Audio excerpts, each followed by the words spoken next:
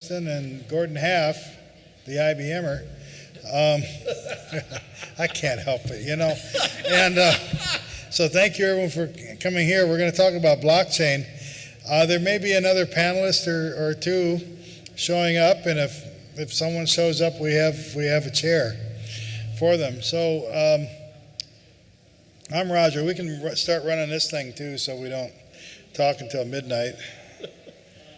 Someone will click it. Which, yeah, You've had me on a panel before. There's a reason I asked for that. So there were a lot of people today that attended this blockchain session here, and a lot of questions afterwards. It's clearly a controversial technology, and it's disruptive in a way that is not disruptive the way that even cloud is disruptive. Because I don't think cloud proponents threaten to subvert the entire universe, subvert all governments of the world and create a nihilistic form of, government, which I think a lot of blockchain proponents do, especially when you tie that into cryptocurrency. So I'll slow down a little bit and we'll start. I'll let Ed start, but you guys just talk. The question is, if you're in enterprise IT, and we can get to the subversion later, but if you're in enterprise IT and you're not really trying to subvert the world, you're just trying to do your job and get efficiencies and all that stuff, what should you know about blockchain? Okay, thanks. As Roger said, I'm Ed Featherston. I see a lot of familiar faces from my talk this morning on blockchain. I'm a VP Principal Architect from Cloud Technology Partners, which is now a Hewlett-Packard Enterprise company. Part of my role at that company is technology evangelist, and specifically evangelizing around blockchain technologies and stuff. What I had hoped to discuss in this session, and if other folks show up, is looking at blockchain from what's keeping it from taking off. What are the challenges and impediments? What do I need to know of what's the reality versus the hype?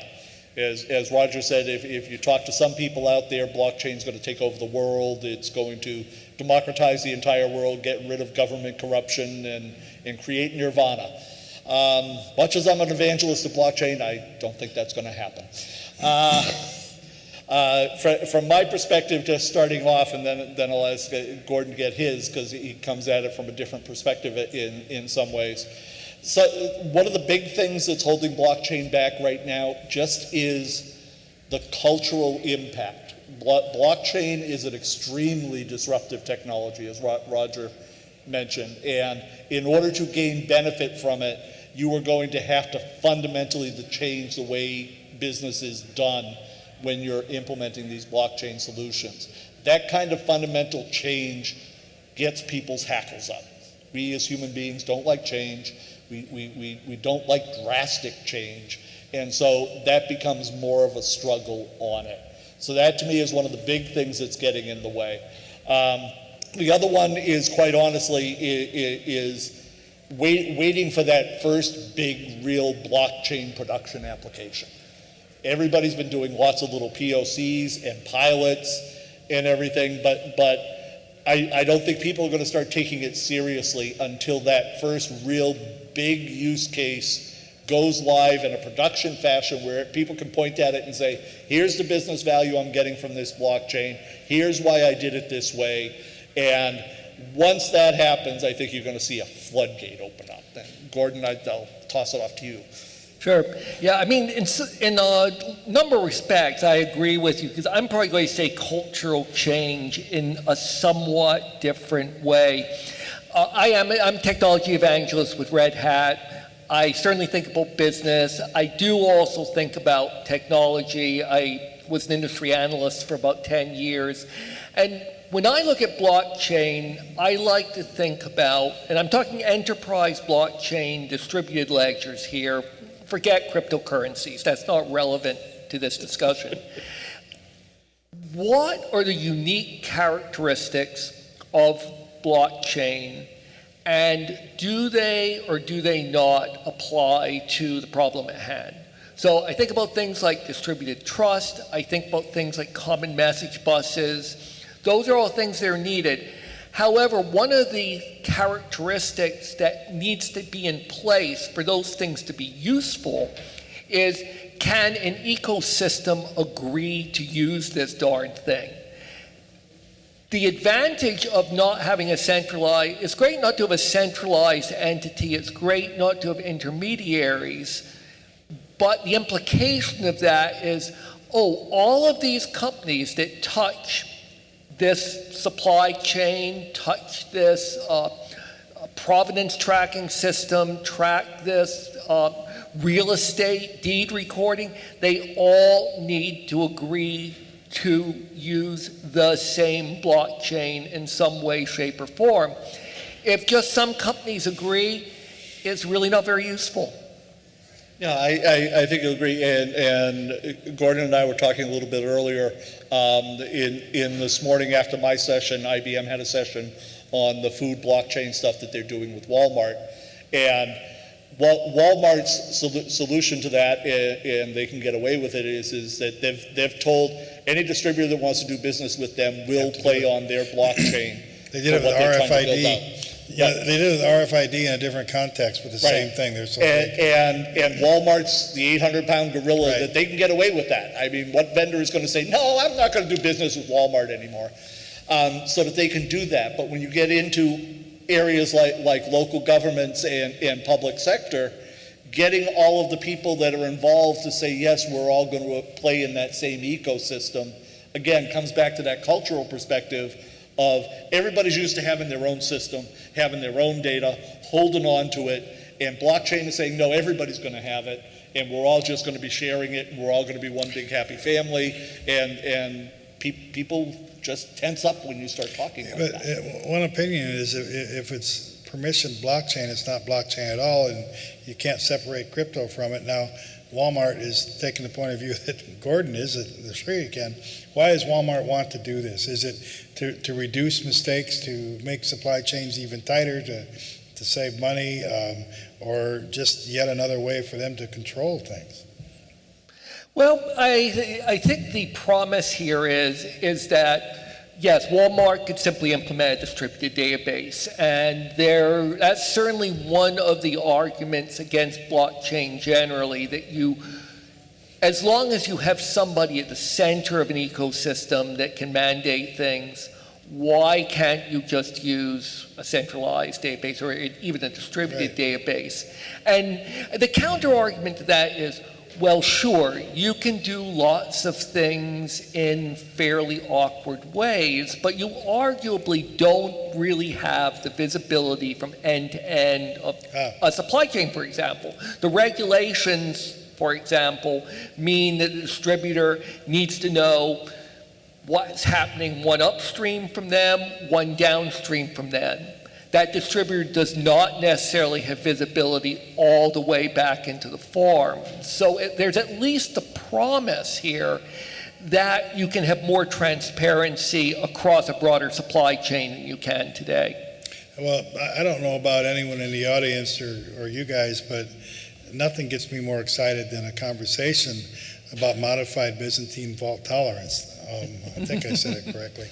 But the whole idea, and the serious point is when you have a group of companies or enterprises or organizations that have agreed to use a blockchain for the greater good, and they have just enough trust in themselves. Can you take us through the way that they are really convincing themselves that transactions are real? Because as I understand it, the idea is to get away from what we do with Bitcoin and what the so-called non-permission blockchains do, which is this brute force arithmetic problem you got to solve, which takes quadrillions and quadrillions of attempts. They're trying to get away from that, but how does that really work? If you could dive a little bit about it. And that's one of the things that's interesting in the space, because there's lots of different variations of what's going on.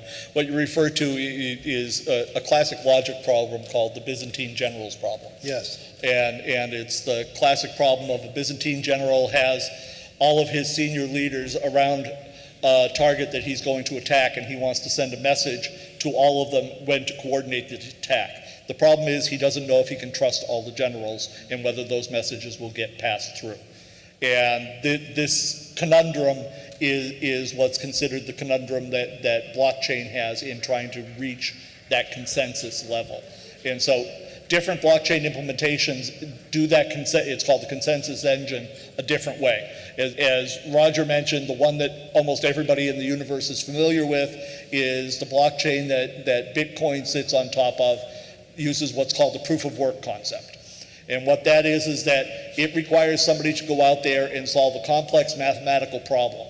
Solving this problem takes them time, money, electricity, and resources. It costs them something to do that.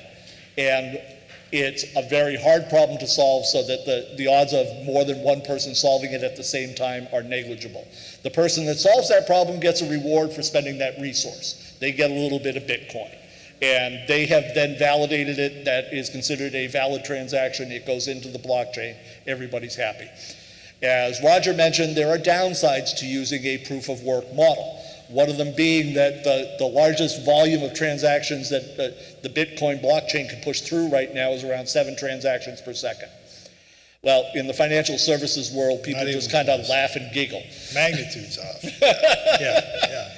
Now, there are lots of other different types of consensus engines and ways of getting around this that other blockchain implementations are looking at. There's proof of stake, which is basically in the permission blockchains, everybody has a stake in it, and the stake and a randomness generator in there goes around dealing with the validations of the transactions. There is the Byzantine fault tolerance that Roger mentioned, which basically is a large number of voting mechanisms going on that everybody, a majority of the participants all have to agree that the transaction goes through. Both of those perform at much greater speeds than a proof of work scenario does. There's other implementations that add a third party, not person, but third party virtual participant that basically is flagged as the notary, so that when 2 people agree on the transaction and the notary agrees on the transaction, then everybody says, yeah, that's a good transaction, it can push through the system. This is one of the areas of growth and change that's happening that is still greatly in flux from the blockchain perspective of what's the right consensus engine, and a lot of it comes down to what do I need it to be able to do, and then that starts driving towards which consensus engine and which platform makes more sense. I don't know. So an example, I'm going to interrupt, then I'm going to let Gordon talk. Because an example of what you're saying, I'm going to try to bring it back up a little bit, is when we had the great freezing in 2008, when the great meltdown happened, what happened here in New York was none of the banks and institutions that used to lend each other money in the morning just to settle transactions, none of them would do it because we didn't trust each other that far. We were, up until that moment, that morning, sending hundreds of millions and billions of dollars back and forth just to settle things. But suddenly we realized, oh, I'm really exposed here and I'm not going to have enough cash. And I bet the same is going on with Gordon and Ed. And so they completely stopped trusting each other because they had their own records and there was and so things froze until the federal government came in and bailed everybody out to about $800 billion. It was an $800 billion problem at that point. If you had blockchain, right, you'd all have the same record and it's immutable. You can't change it, and that wouldn't have happened. It seems to me like when people say, well, why would you want blockchain then? It sounds really complicated and Byzantine, literally, so why would you want it? And I think that's the example that people use. Is that correct? I probably disagree a little bit with that, because I think one of the big issues, you go back to 2008, was that all these various banks were evaluating these derivatives, essentially, and they all were using the wrong models to evaluate them. So I'm not sure in 2008 it was necessarily so much that there were false records. Now, maybe it would have prevented Enron if it were being used in the energy trading situation where there was actual widespread fraud. Well, I think it's more a matter of trust, and not so much fraudulent here, but I just know how exposed I am, and I might not have the cash today, and therefore my friends might not have the cash.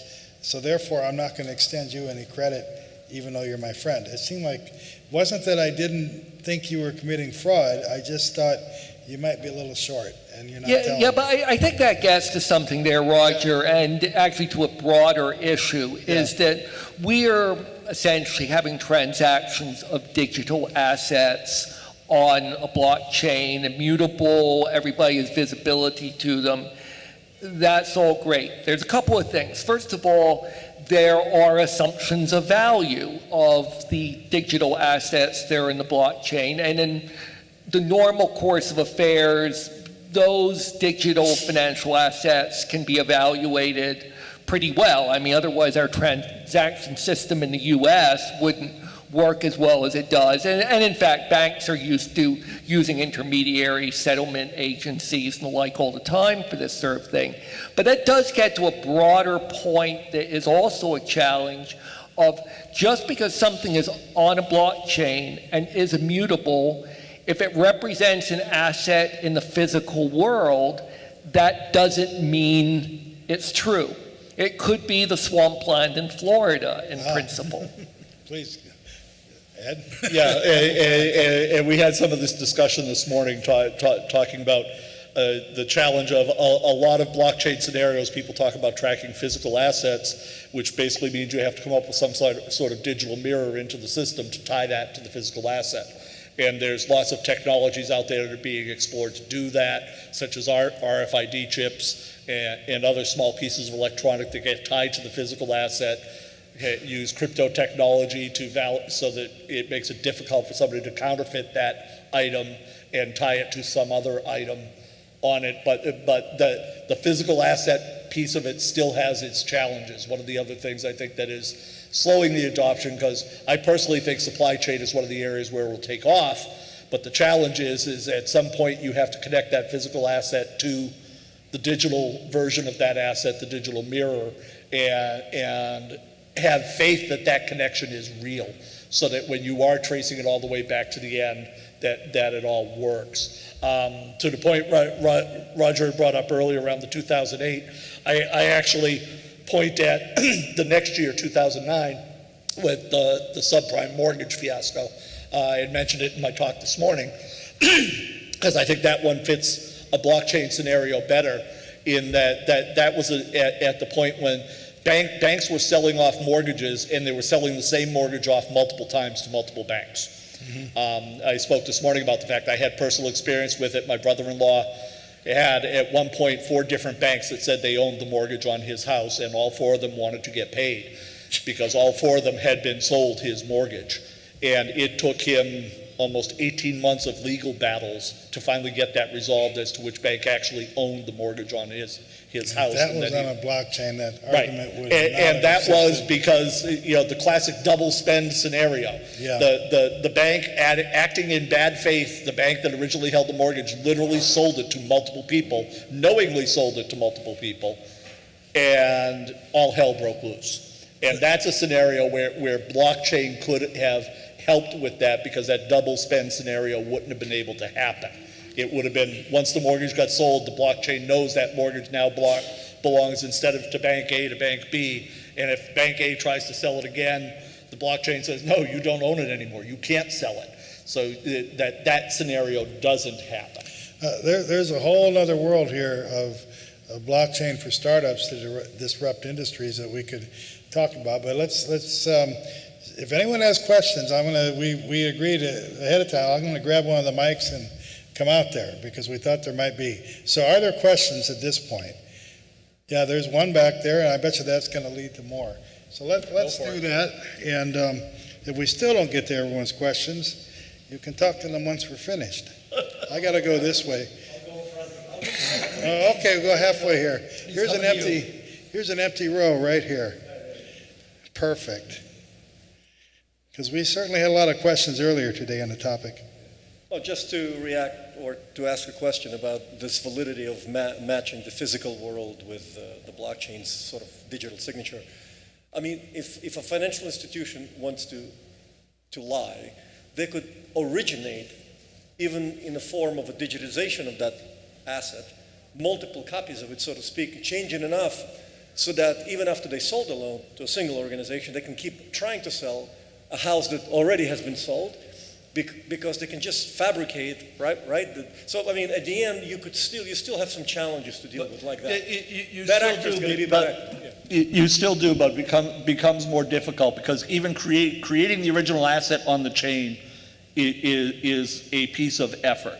So to create multiple copies of the same mortgage would be difficult to pull off without the rest of the chain noticing that there's something funky going on here on it. So impossible to pull off? No.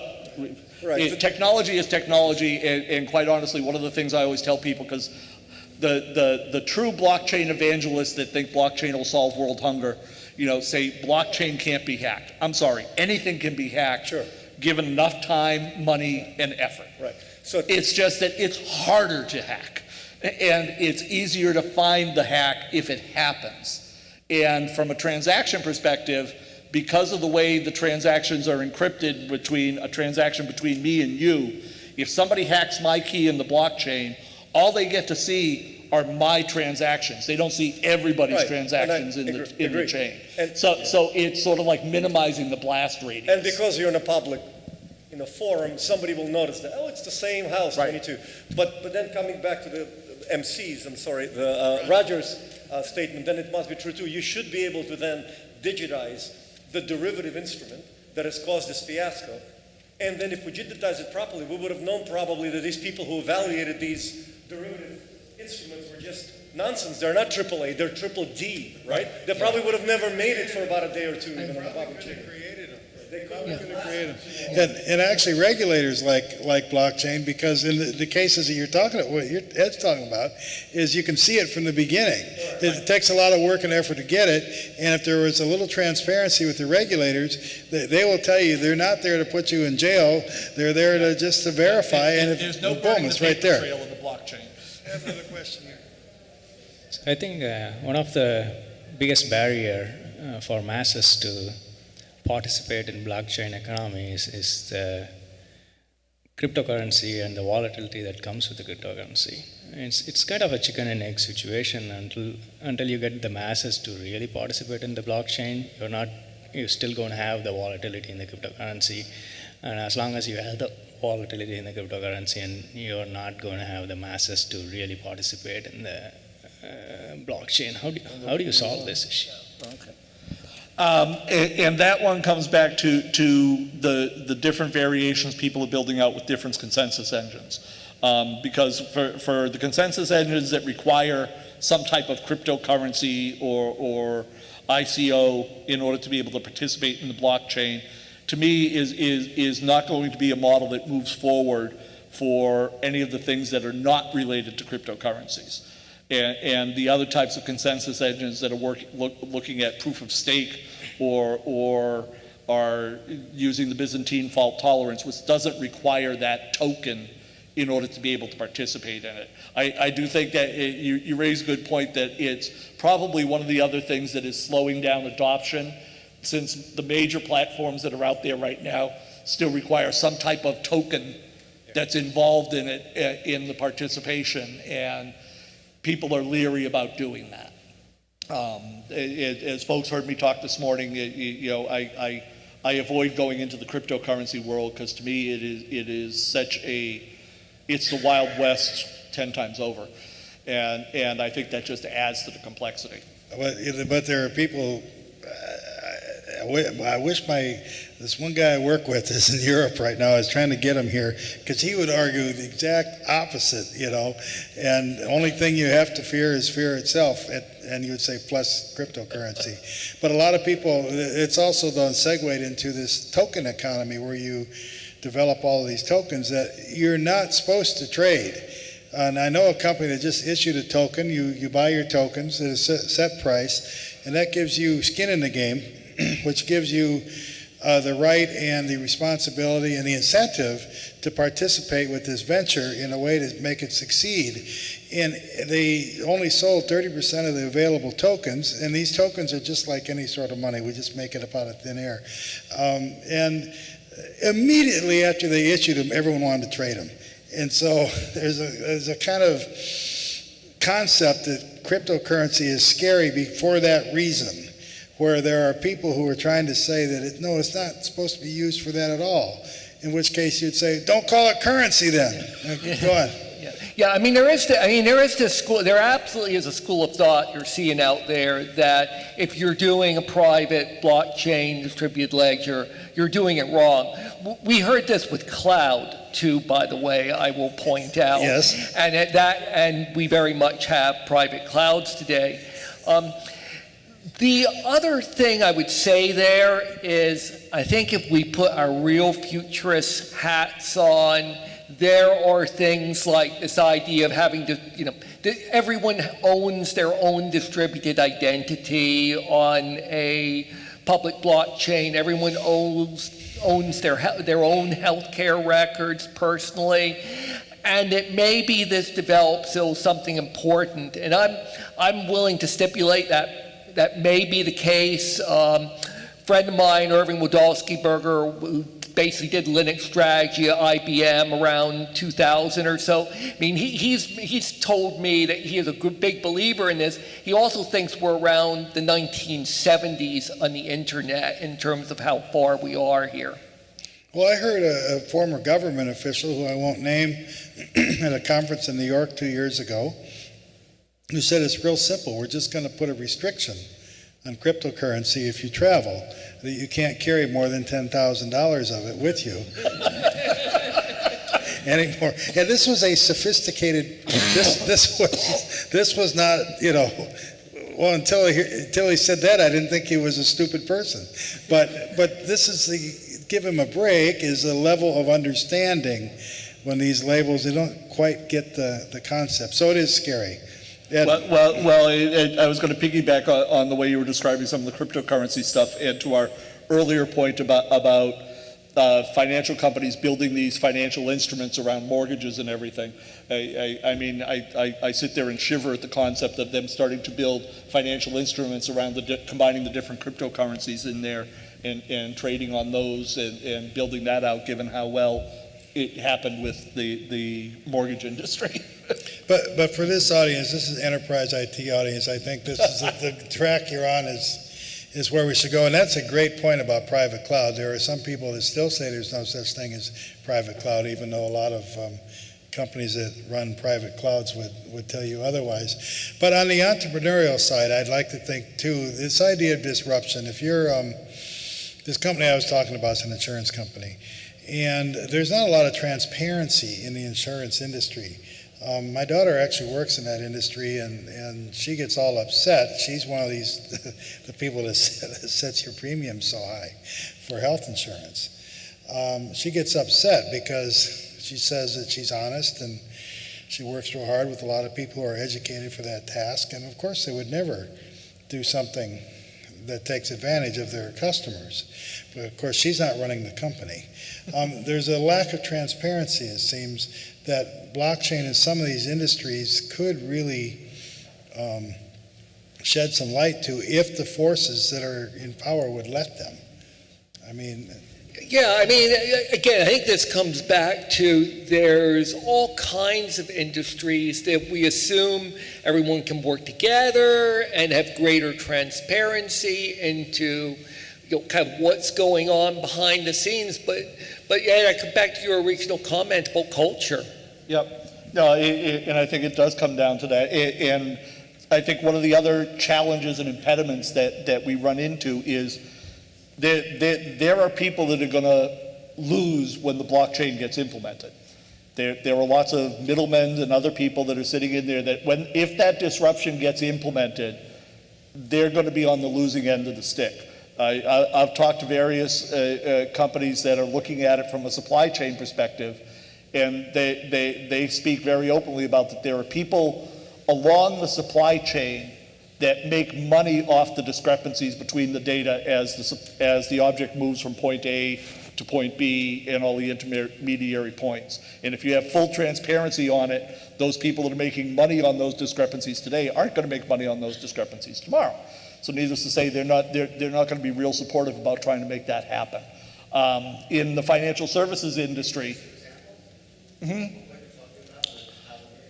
There are discrepancies when items move. The examples that were given to me, and it was from somebody at a logistics company, where product gets weighed at various points and checked in, and the classic literal thumb goes on the scale at various points, so that the weight that it was at one point in the journey is different than the weight that it was at the other end of the journey, and there's no telling where that actually changed. And because of the discrepancies, they just reconcile the data in the end and say, well, something must have got screwed up in the data. They reconcile it in the end. And the guy that put his thumb on the scale in the middle somewhere is making a little extra cash on it. I spend a lot of time in a foreign country in Asia, and it's not known as the least corrupt nation in the world. And in bulk, when you start, this is the great thing about the fun with scientific notation, right? Fun with numbers. In bulk, when you're just converting the value of stuff in currencies and you're converting from metric to English units, you can have all sorts of fun, because a very small percentage point of a really big number is enough money to buy a really nice house for, a few key people. And it's when people get extremely greedy that the thing breaks down. Right. In this particular country, if you make, in this particular country, you can retire on Social Security and have a driver and other people working for you. So it's that inexpensive to live there. But somebody there involved in a lottery scheme stole $10 billion, which seems a little excessive. Even in the U.S., that would be excessive. So the bigger point is, let's do a supply chain, for example, with Walmart, and you go back and we say, okay, we're going to have transparency every step of the way for the provenance of oranges, I call it, and the oranges are going to be valued at the right place, and then there's the quality issues.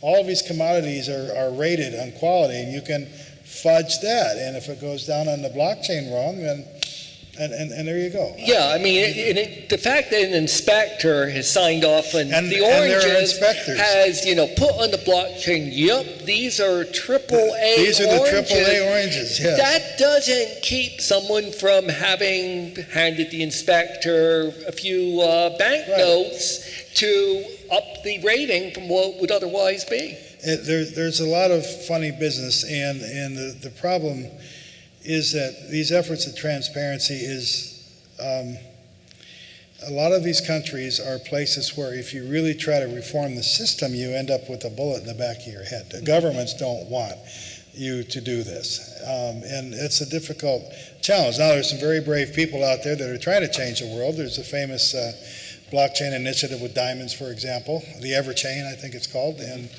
there's others like that. And so, if we come back to what people at this conference are doing, even if they are a global business, rein it back in again. Where are the areas in which they really could focus to make some change with blockchain to prove that they should go further? Well, it comes back to, and I think you raised some good points, and we've talked about it both this morning and in here and everything, I use the word pragmatic. You need to be pragmatic about these things, but blockchain is not going to solve all the problems in the world. Blockchain is not without its own problems and challenges. It is not the perfect solution. But there are solutions out there that can benefit from it and provide real business value. I mean, Walmart is not investing gobs of money in putting their food inventories on the blockchain just because they think blockchain is neat. Walmart doesn't do that. Walmart does not spend a dime that they don't think they're going to get 20 cents back on. Right. So when you have companies like that are taking it that seriously, there is benefit there. It's understanding what are the trade-offs, what are the risks, what are the benefits, and talking about it and keeping it at that business level of what are you going to get out of this. And that's one of the reasons I come into the supply chain all the time, and I know I'm beating a dead horse. Because to me, supply chain is the epitome of where there is potential benefit there. Where else do you have so many different stakeholders across such a wide swath of information that today is such a manual, data entry process. Quite honestly, most Paper supply manifest. chains today, when something moves from point A to point B, somebody reads the data off of one system and they type the data into the next system, and then it goes on to the next one, and so on and so on and so on. And if that supply chain started in China and finally ends up in New York City, the amount of different touch points that happened and the amount of different times somebody data entered stuff in there to keep track of it is just phenomenally costly when they have to go back and reconcile those systems, because the data never matches up. Even if it's unintentional, the data doesn't match up. Right. Yeah, I mean, in a couple other areas, we're seeing a lot of interest in finance, as you've probably heard. And I don't mean cryptocurrency type finance, but rather finance, as there is a lot of, there's just a lot of digital transactions that take place in the course of the day anyway, that often go through intermediaries who slow things down and raise costs.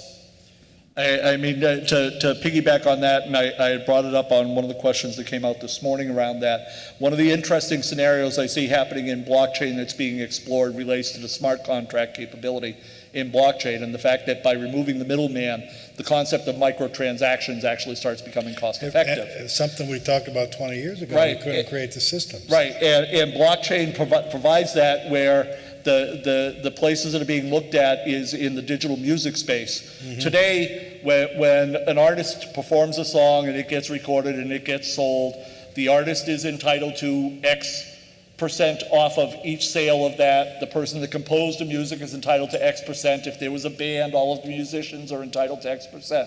And today, the way they get their money is at the end of every month, the music company comes up with the books and says, here's how much we sold, here's how much we spent to maintain everything, here's your share. And all of those people getting that money have no visibility into, is this real or not? And what's being explored is using blockchain, that when I go into an application and I purchase that song, and I do it on a blockchain, a smart contract executes that automatically says, the smart contract says that the artist is entitled to this, the musicians are entitled to this, the composer is entitled to this, and it sends those microtransactions to those individuals at that moment. Mm-hmm. And there is a completely transparent, immutable trail of every single sale of that song that each one of those individuals can look at and see what really happened on those sales, and I am getting the money that I am truly entitled to. Right. Is it there yet? No, but it's a... Well, the artists are trying to push for it. It's artist consortiums that are looking at doing this. There's a big question too, though, of is code law? Right. Is the idea you got to get lawyers to say that code is law? There's a whole new job category out there in the blockchain world called legal engineer. It's lawyers writing code. Yeah, the whole new generation. Well, no. The people that don't want, and it goes back to what I was saying before, the people that don't want the transparency are not exploring this. It's the people on the other end that want to see it happen. We have to stop, but everyone please rush the stage, speaking of music and artists and performers, and talk to us as much as you want, but we've got to go for now. Thank you for watching, and thank you for attending, and we're going to start again at the top of the hour and talk about digital transformation with some new people and some old. Thank you very much.